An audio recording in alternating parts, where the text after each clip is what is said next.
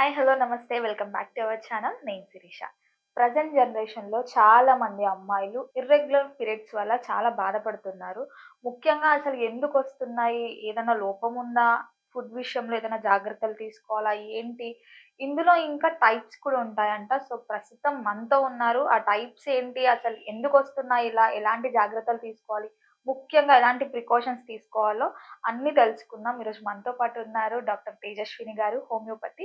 మేడంతో మాట్లాడదాం. Hi madam. Hi అండి.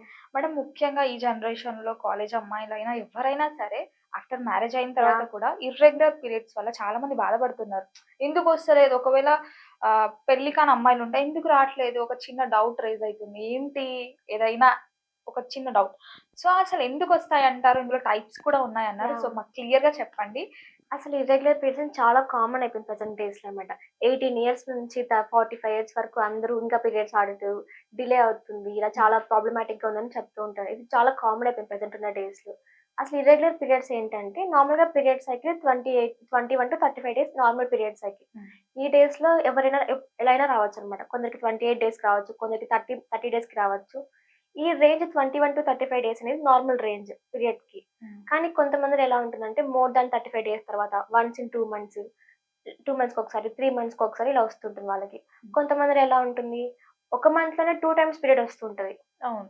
ఇంకా వాళ్ళకి స్పాటింగ్ ఇన్ బిట్వీన్ పీరియడ్స్ మధ్యలో కూడా స్పాటింగ్ బ్లడ్ లాగా కనిపిస్తూ ఉంటది. హ్మ్. అదొకటి ఇంకా. దాంతో పాటు నార్మల్‌గా పీరియడ్ బ్లీడింగ్ అనేది 3-5 డేస్ లేదంటే 3-7 డేస్ నార్మల్ పీరియడ్ సైకిల్ హ్మ్. డ్యూరేషన్ బ్లీడింగ్ అవ్వడానికి. హ్మ్. కానీ కొంతమందిలో ఎలా ఉంటుంది బ్లీడింగ్ అనేది మోర్ దాన్ 7 డేస్ అవ్వనివ్వండి, అవును. 15 డేస్, 10 డేస్ అని ఇలా చెప్తూ ఉంటారు. నార్మల్‌గా 80 ఎంఎల్ ఆఫ్ బ్లడ్ లాస్ అనేది పీరియడ్ టైమ్‌లో కామన్ అన్నమాట. హ్మ్. కొంతమందికి హెవీగా బ్లీడింగ్ అవుతుంది. 1 డేలోనే మేము ఎక్కువ ప్యాడ్స్ చేంజ్ చేయాల్సొస్తుంది. అవును. ఫ్రీక్వెంట్‌గా ఎవ్రీ 1 అవర్‌కి, 2 అవర్స్‌కి ప్యాడ్ చేంజ్ చేయాల్సొస్తుందని చెప్తుంటారు.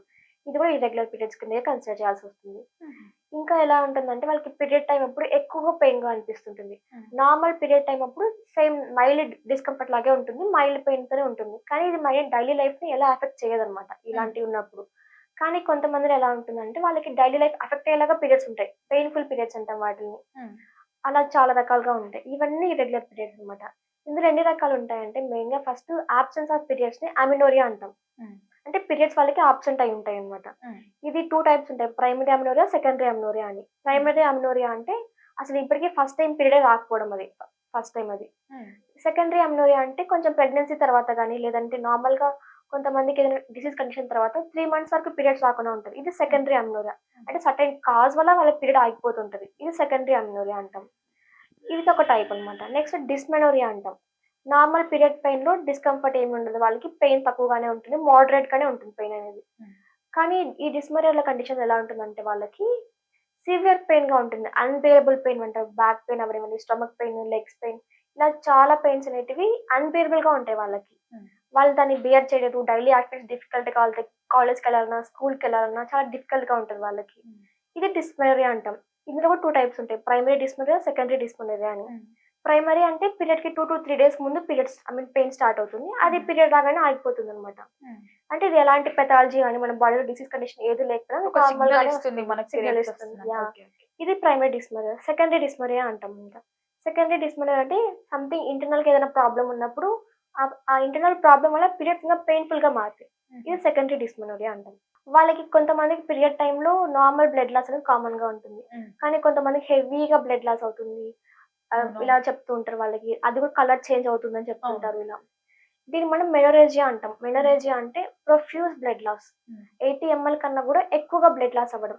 హ్మ్. ఎక్కువ డ్యూరేషన్ అయినా అవ్వనివ్వండి, లేదంటే ఎక్కువ అమౌంట్ ఆఫ్ బ్లడ్ లాస్ అయినా అవ్వనివ్వండి. దీన్ని మనం మెనోరేజియా అంటాం. హ్మ్. మెట్రోరేజియా అంటాం. మెట్రోరేజియా అంటే పీరియడ్ మతలబ్ పెయిన్‌ఫుల్‌తో పాటు బ్లీడింగ్ అనేది ఎక్కువ అవుతూ ఉంటుంది వాళ్ళకి. హ్మ్. డ్యూరేషన్ ఎక్కువగా ఉంటుంది. హుహు. 7 డేస్ కన్నా 10 డేస్ అట్లా కానివ్వండి. అవ్వొచ్చంటారా? మనం ఇప్పుడు నార్మల్‌గా హ్మ్. మనకి ఇప్పుడు పీరియడ్ సైకిల్ 5 డేస్ అనుకుంటాం హ్మ్. గదా! మరి మోర్ థాన్ 7 డేస్, 15 డేస్ అది మనకు మంచిదే అంటారా?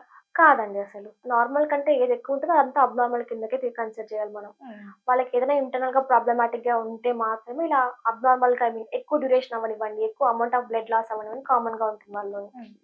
ఇంకా లాస్ట్ వచ్చేసి మెట్రోరేజియా అంటామనమాట. హ్మ్. అంటే ఇంటర్‌మెన్స్ట్రువల్ బ్లీడింగ్ అంటాం దీన్ని. ఎలా ఉంటుందంటే పీరియడ్‌కి మధ్యలో జస్ట్ స్పాటింగ్ లాగా అనిపించొచ్చు. హుహు. అది స్పాటింగ్ అయినా అవ్వుండొచ్చు. లేదంటే వాళ్ళకి కంటిన్యూయస్ బ్లీడింగ్ అయినా 1 డే, 2 డేస్ బ్లీడింగ్ అయినా అయ్యుండొచ్చు వాళ్ళకి. ఓకే. ఇది ఒక రేంజ్ లాగా ఉంటుంది. ఈ అన్ని టైప్స్‌లో కామన్‌గా అనేది ఇర్రెగ్యులర్ పీరియడ్స్‌గా కన్సిడర్ చేస్తాం మనం మెయిన్‌గా. హ్మ్. ఇన్ని టైప్స్ ఉన్నా కూడా వాళ్ళకి ఒక్కొక్కరికి ఒక్కొక్క పెథాలజీ లాగా కొంతమందికి డ్యూరేషన్ ఎక్కువ ఉండొచ్చు. కొంతమందికి బ్లీడింగ్ ఎక్కువ ఉండొచ్చనమాట. హ్మ్. ఇలా ఒక్కొక్కరికి వేరియేషన్ అనేది కామన్‌గా ఉంటుంది వాళ్ళలో. హ్మ్.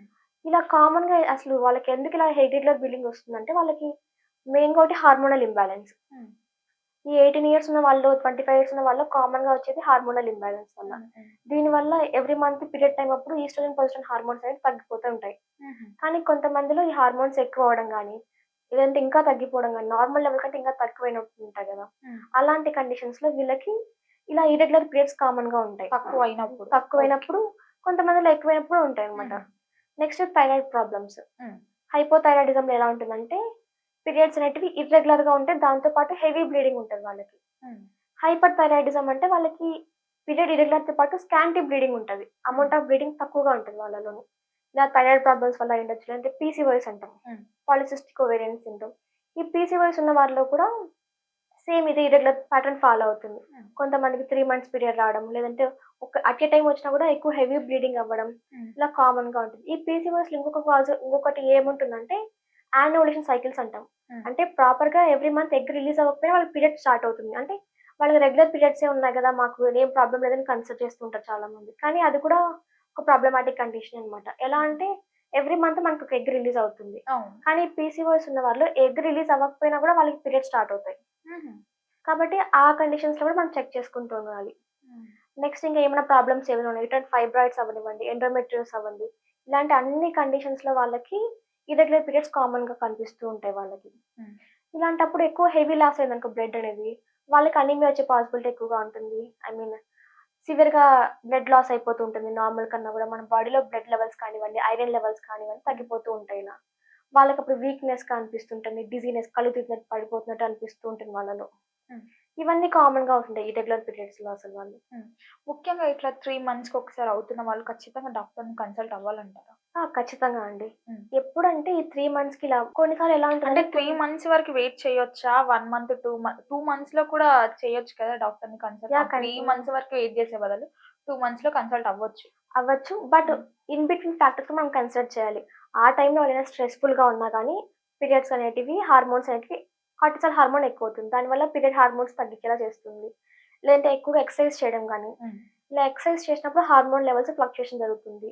ఇలా ఈ 3 మంత్స్ గ్యాప్‌లో వాళ్ళకి ఇలాంటి ఏమన్నా స్ట్రెస్‌ఫుల్ లైఫ్‌లో కానీ, ఎమోషనల్ ఇంపాక్ట్ ఏదైనా ఉన్నట్టయితే, లేదంటే ఎక్కువగా ఎక్సర్సైజ్ చేయడం గానీ, ఇలాంటివి ఏమన్నా ఉన్నట్టయితే, కొంతవరకు 1 ఆర్ 2 మంత్స్ వెయిట్ చేసిన తర్వాత అప్పటికి వస్తే నార్మల్ అనుకోవచ్చు. ఆ ఫ్యాక్టర్స్ వల్ల ఇది సప్రెస్ అయిండొచ్చు కన్సిడర్ చేయొచ్చు. లేదు అలాంటి ఫ్యాక్టర్స్ ఏది లేనప్పటికీ వాళ్ళకి ఇలా పీరియడ్ ఇర్రెగ్యులారిటీస్ ఉన్నట్టయితే హ్మ్. ఖచ్చితంగా డాక్టర్‌ని కన్సల్ట్ అవ్వాలి. హ్మ్. ఖచ్చితంగా మెడిసిన్స్ కూడా యూజ్ చేయాలి. ఖచ్చితంగా యూజ్ చేయాలండి. సో, మేడం ఓవరాల్‌గా మాకున్న చాలా డౌట్స్‌ని క్లియర్ చేశారు. Thank you so much.